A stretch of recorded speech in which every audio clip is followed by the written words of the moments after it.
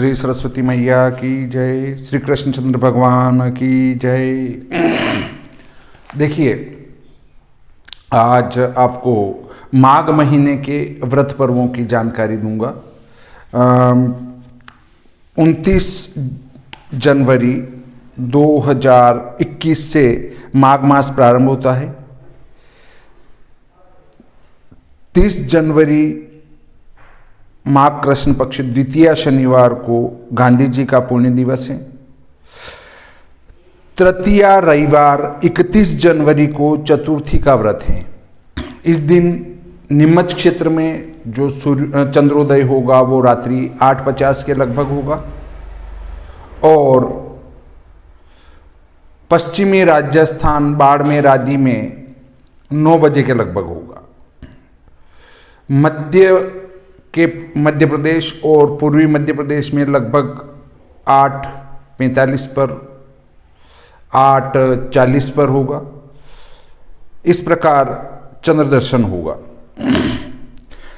चौथ सोमवार को 1 फरवरी लगेगी। सप्तमी गुरुवार को अर्थात 4 फरवरी को रामानंदाचार्य जी की जयंती रहेगी। नौमी शनिवार 6 फरवरी को सूर्य धनिष्ठा पर आएगा। 11 रविवार 7 फरवरी को षटतिला एकादशी स्मार्त की होगी। द्वादशी सोमवार 8 फरवरी को षटतिला एकादशी व्रत वैष्णव और निम्बार्क होगी। इस दिन शीतलनाथ जी की जन्म जयंती भी रहेगी। त्रयोदशी मंगलवार को भौम प्रदोष व्रत होगा। मेरु त्रयोदशी होगी। श्री आदिनाथ पुण्य होगा अर्थात 9 फरवरी तारीख रहेगी। 10 फरवरी को अर्थात 14 बुधवार को मास शिवरात्रि व्रत रहेगा। अमावस्या गुरुवार 11 फरवरी को देवपितृ कार्य अमावस्या, मौनी अमावस्या, प्रयागराज मेला स्नान पर्व रहेगा और यहाँ से शुक्र का वृद्धत्व प्रारंभ हो जाएगा। 11 फरवरी से शुक्र का वृद्धत्व होगा और 14 तारीख को शुक्र अस्त हो जाएगा। शुक्र अस्त होगा दिन में 14:22 पर। माघ शुक्ल पक्ष प्रतिपदा शुक्रवार को सूर्य कुंभ राशि में प्रवेश करेगा और इसके साथ ही गुप्त नवरात्रि प्रारंभ हो जाएगी अर्थात 12 फरवरी माघ शुक्ल एकम शुक्रवार से गुप्त नवरात्रि का विधान प्रारंभ होगा। द्वितीय शनिवार 13 फरवरी को चंद्र दर्शन होगा और बाबा रामदेव दूज होगी। यहां पर गुरु उदय हो जाएगा। देखिए, शुक्र का वृद्धत्व प्रारंभ हो चुका है, उसके बाद गुरु उदय हो रहा है और गुरु उदय होने के 3 दिन बाद तक इसका बाल्यत्व दोष रहेगा और इसके पहले ही 14 तारीख को शुक्र अस्त हो जाएगा। तो ऐसी स्थिति में शुभ कार्य आपके माघ महीने में नहीं होंगे। इसके बाद तीज रविवार 14 फरवरी को गौरी तृतीया व्रत है।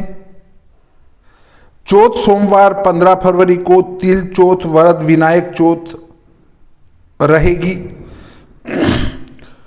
और पंचमी मंगलवार को बसंत पंचमी, सरस्वती जयंती, श्री राधा श्याम सुंदर पंचमी वृंदावन की रहेगी। संत नामदेव जयंती रहेगी। यहाँ गुरु का बाल्यत्व समाप्त हो जाएगा। 16 फरवरी को बसंत पंचमी है। इस दिन कई व्यक्ति गृह प्रवेश कर रहे हैं, गृह आरंभ कर रहे हैं, विवाह कर रहे हैं, शुभ कार्य कर रहे हैं, वे सब गलत कर रहे हैं। और कुछ व्यक्ति इसको कहते हैं कि ये तो स्वयं सिद्ध मुहूर्त हैं। इसके ऊपर में इस व्रत पर्व बताने के बाद में आपको विस्तार से बताऊंगा। देखिए,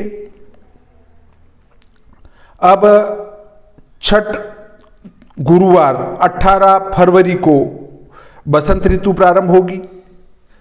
सप्तमी शुक्रवार 19 फरवरी को सूर्य शतभिषा नक्षत्र पर प्रवेश करेगा और इसी दिन श्री रथ आरोग्य सप्तमी, अचला सप्तमी और माधवाचार्य जयंती, देवनारायण जयंती और नर्मदा जयंती रहेगी।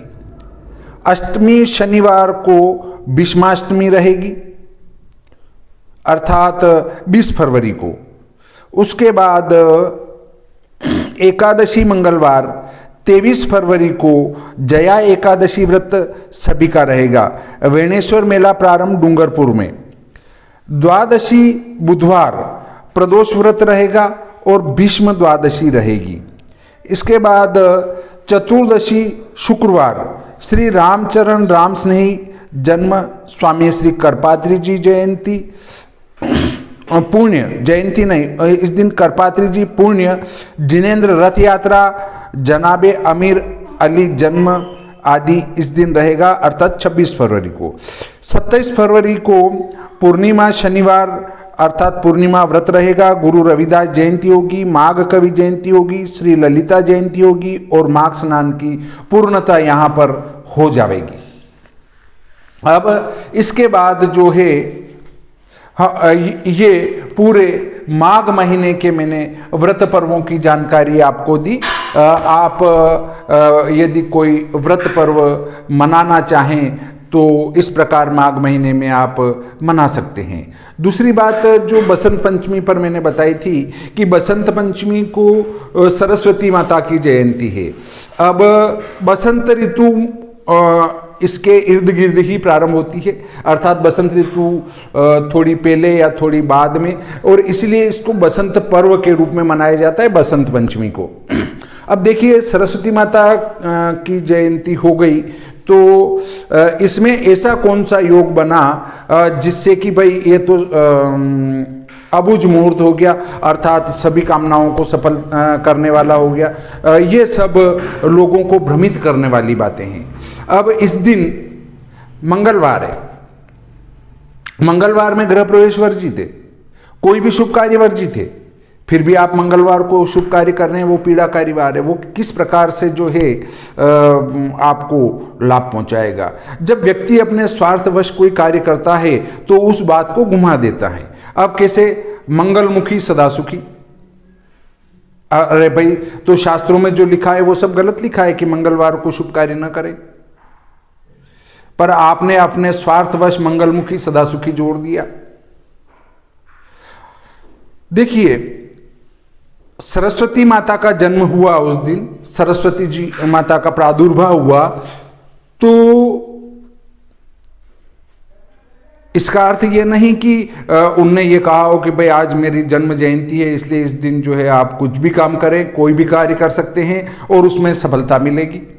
ऐसा कहीं किसी में नहीं लिखा है। ये जो अबुझ मुहूर्त हैं ये लोगों ने बाद में चलाए हैं। ज्योतिष सारादि प्राचीन ग्रंथों में नहीं है, परंतु हाँ अब जो नए लिखेंगे उसमें जोड़ दिए जाएंगे और तब कहेंगे देखो उस फलाने ज्योतिष सार में लिखा है, परंतु ये सब भ्रमित करने वाली बातें हैं। जो हमारे प्राचीन ग्रंथ थे उनको तोड़ा मरोड़ा और तोड़ते मरोड़ते जो है उसमें कई सारी बातें जो है लिख डाली। जो व्यक्ति पूर्णतया जानकारी नहीं रखता है उसने भी पुस्तक लिखना चालू कर दी और वो जो है गुड़ गोबर एक कर डाला। अब इस प्रकार अबुझ मुहूर्त के संदर्भ में भी है। देखिए, यदि कुंडली मांगलिक हैं और उस पर शुभ ग्रह की दृष्टि या शुभ ग्रह की युति होती हो तो उस मंगल का परिहार हो जाता है। मंगल उच्च का हो या स्वक्षेत्रीय हो तो मांगलिक दोष का परिहार हो जाता है। ऐसी बातें शास्त्रों में लिखी हैं, परंतु बसंत पंचमी हो तो उस दिन इस कारण से परिहार हो जाता है, यह कहीं लिखा हुआ नहीं है। इसलिए भ्रमित न होते हुए बसंत पंचमी को, क्या मेरा कहना है 16 दिसंबर 2020 से लगाकर 20 अप्रैल 2021 तक कोई भी शुभ कार्य न करें यदि आप अपना शुभ चाहते हैं तो। इस प्रकार आज का प्रकरण यहीं पर समाप्त करते हैं। श्री सरस्वती मैया की जय, श्री कृष्णचंद्र भगवान की जय।